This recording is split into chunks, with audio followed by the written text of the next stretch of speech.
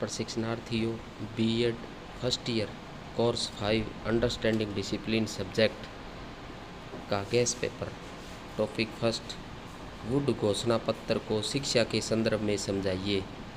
विद्यालय पाठ्यक्रम में अनुशासन ज्ञान की प्रकृति, यानी वुड घोषणा पत्र आपको पढ़ना है और विद्यालय पाठ्यक्रम में अनुशासन ज्ञान आपको पढ़ना है, उसकी प्रकृति पढ़ना है।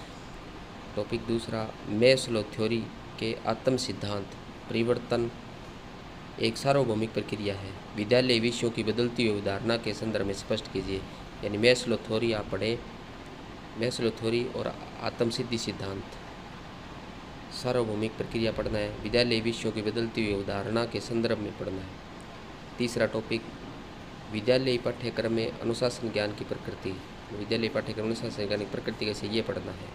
चौथा टॉपिक, राजनीतिक व बौद्धिक संदर्भ का विद्यालय विषयों पर पड़ने वाले प्रभाव, राजनीतिक और बौद्धिक संदर्भ विद्यालय विषयों पर क्या प्रभाव पड़ता है, ये टॉपिक आपको पढ़ना है।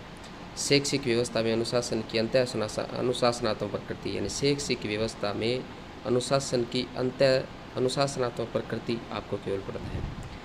ये टॉपिक आपके पार्ट बी से संबंधित है, जो 5 क्वेश्चन आते हैं, आपको 7 नंबर का क्वेश्चन होता है और 200 शब्दों में आंसर देने होते हैं। तो शब्द सीमा को देखते हुए उसी अनुसार आप इन टॉपिक्स को पढ़ना है, यानी ज़्यादा विस्तार इनको न पढ़ें, उसी के अनुसार आप पढ़ें। टॉपिक 5वां,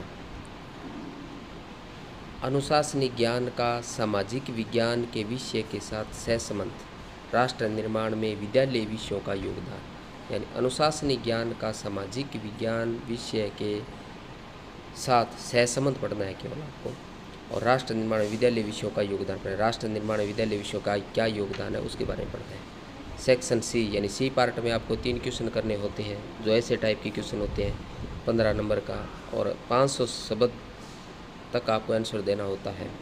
छठा टॉपिक, स्वतंत्रता प्राप्ति से पूर्व विद्यालय विषयों में हुए परिवर्तन को समझाइए। वर्तमान समय में विद्यालय स्तर पर प्रचलित संकाय व विषयों को विस्तार से समझाइए। यानी स्वतंत्रता प्राप्ति से पूर्व विद्यालय विषयों में जो क्या परिवर्तन हुआ था वो आपको पढ़ना है, और वर्तमान समय में विद्यालय स्तर पर प्रचलित संकाय विषयों के विस्तार को आपको पढ़ना है।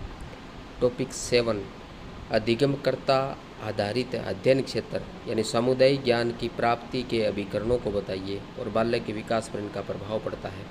अधिगमकर्ता आधारित अध्ययन क्षेत्र आपको पढ़ना है, सामुदायिक ज्ञान की प्राप्ति के अभिकरणों को आप अच्छी प्रकार से पढ़ लें, और बालक के विकास पर इनका क्या प्रभाव पड़ता है ये भी आप पढ़ लें।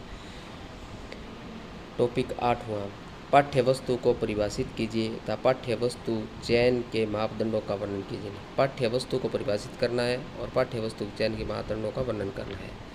एग्जाम के लिए सभी को बेस्ट ऑफ लक।